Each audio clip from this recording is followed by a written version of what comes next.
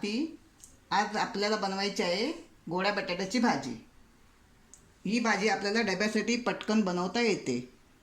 हे मी घेतले आहेत बटाटे.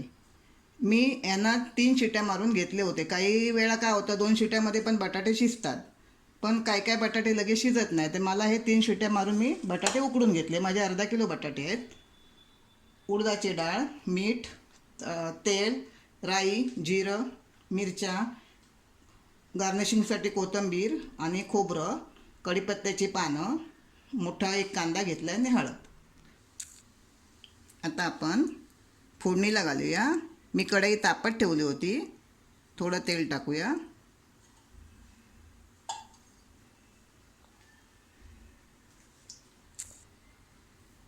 थोडी राई टाकूया. मी 1 चमचा राई टाकली आहे. अर्धा चमचा जिरं. राई थोडी तडतडू देत.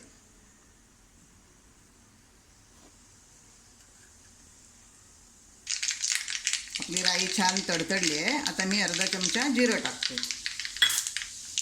ही मी 1 चमचा उडदाची डाळ घेतली आहे. 1 चमचा उडदाची डाळ घालूया. ही 5-6 कढीपत्त्याची पानं आहेत. गॅस मी बारीकच ठेवला आहे. आपल्याला मी 5 मिरच्या घेतल्या. त्या मिरच्या तिखट आहेत. तुम्हाला जेवढं तिखट हवं असेल त्या हिशोबाने तुम्ही मिरच्या घेऊ शकता. थोडं परतूया.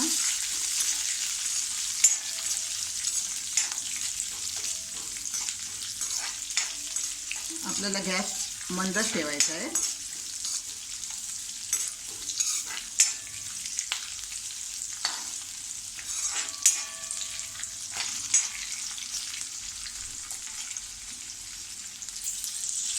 आता आपण त्यात हा कांदा घालूया.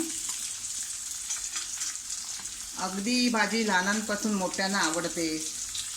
परत आपल्याला ती पटकन घरात बनवताही येते आणि टिफिनसाठी सुद्धा पटकन होणारी ही भाजी आहे. आपण कांदा थोडा परतूया. थोडा त्याचा कलर बदलेपर्यंत आपल्याला कांदा परतायचा आहे.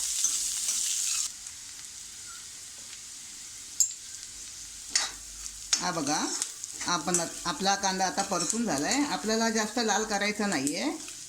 हा बघा, इतपतच आपल्याला कांदा परतायचा आहे आणि गॅस मंद ठेवायचा आहे. थोडीशी हळद टाकते.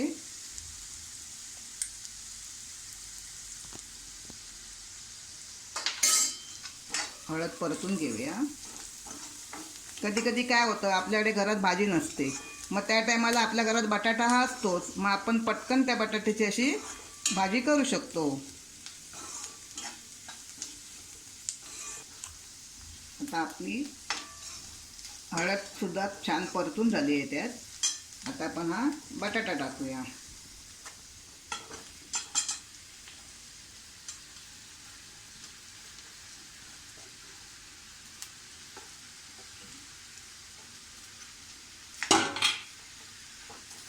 गॅस मी स्लोच ठेवला आहे.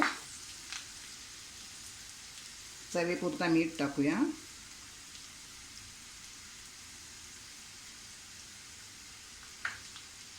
ही सुद्धा आपण छान अशी परतून घेऊया. अगदी पटकन होणारी भाजी आहे ही आणि खायलाही खूप टेस्टी लागते. ही बघा, आपली भाजी एकदम छान एकजीव झाली आहे आणि मी छानपैकी तिला पूर्णपणे एकजीव करून घेतली आहे. आता फक्त आपल्याला ती 2 मिनटासाठी झाकून ठेवायची, ती पण स्लो गॅसवर. ही बघा, आता आपली भाजी छानपैकी खाण्यासाठी तयार आहे. अगदी झटपट होणारी भाजी आहे. तुम्ही एकदा नक्की करून बघा. आता यावर आपण गार्निशिंगसाठी थोडं खोबरं टाकू. आम्ही मालवणी असल्यामुळे खोबरं वापरतो, पण तुम्ही नाही टाकलं तरी चालेल.